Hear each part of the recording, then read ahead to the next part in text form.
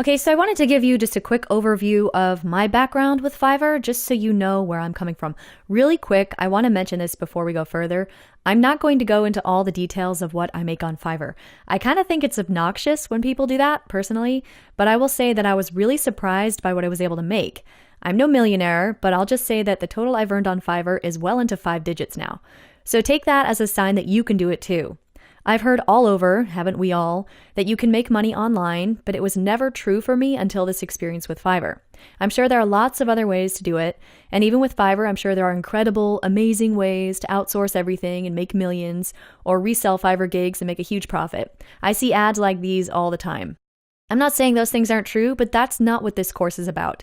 This course is simply to show you how you, as one person, or maybe as two people, as a team, can make real money on Fiverr on your own, in your spare time, or maybe even full time. Okay, glad I got that out of the way.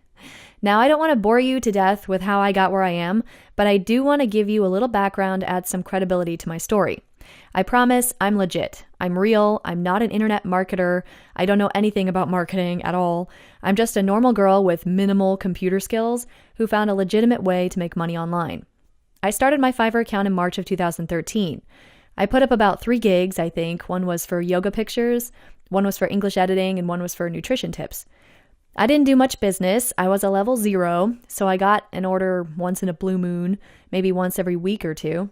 Eventually, I did make it to level 1 seller. I'll explain more about the levels coming up, when someone bought multiple editing gigs from me and gave me good reviews.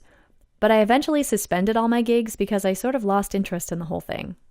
It wasn't a big deal to me at the time to be making money online, though, because I was working a full-time job.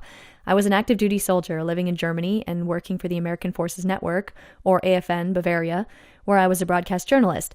I wasn't making a ton of money as a soldier, but at the time it was more than adequate, so I wasn't feeling any pressure to supplement my income. That all changed when I left the military in July 2014. I'd applied for several jobs, but nothing ended up panning out, and I was getting panicky. I moved out of military housing and in with a friend in Germany, so I didn't have to worry about rent for a little while, thankfully. I was still in the reserves, so that brought in a tiny bit of money, but I knew that wasn't going to sustain me and pay my bills while I looked for a quote-unquote real job. So I decided to go back to Fiverr and see if I could do something with it. This is the process, guys. This is how it works. Necessity is the mother of invention, right? Now, I didn't invent Fiverr, but I never would have given it a serious shot had I not been staring down the barrel of unemployment. So I went to Fiverr.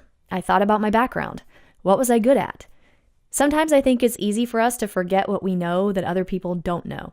We get so used to doing what we do, whether it's editing photos in Photoshop or singing songs, that we forget that other people can and do pay for these things. I also considered, what do I know from work? I know how to video edit. I know how to write scripts. I know how to voice scripts. I'd never thought of doing voiceover before, but as I was brainstorming, I kept coming back to that idea. So I decided to check out the competition. There is a lot of competition on Fiverr for voiceover, and that almost stopped me from creating a gig at all. More on why you should never let the competition stop you coming up later. Instead of letting it get to me, I just looked at what my fellow voiceover artists were doing, what they charged, what their gig extras were, how they described their services, and I created my own, note, I did not copy from anyone, title and description, and my voiceover gig was born. I didn't launch it right away, as I did have to make a minimal investment in some equipment.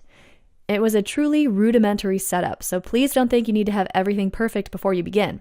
I certainly didn't. Here's the truth.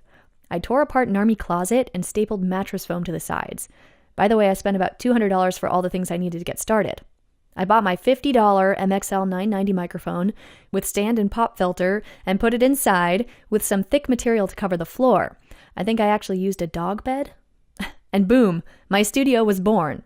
I hooked up my mic to my computer via a Roland TriCapture interface, and I edited using Adobe Audition, which I already had and had used often at work. And then I waited for the orders to come in. They trickled as before, but now I was serious about getting somewhere, so I tweaked my title. I became more descriptive. I tweaked my description. I added keywords. I participated in the forum. I put up a relevant image, and once I completed my first few orders, I created a video. More on all of these steps later. And within a few weeks, I had become a level 2 seller, and orders went from a handful a week to 5 and 10 a day. Fast forward to today, and I'm a top seller, gig currently on vacation mode because I've been recovering from a sore throat, which is why my voice might sound kind of funny. And that's pretty much all it took to get going. Now, to keep it going and to grow the business, we'll get into that next.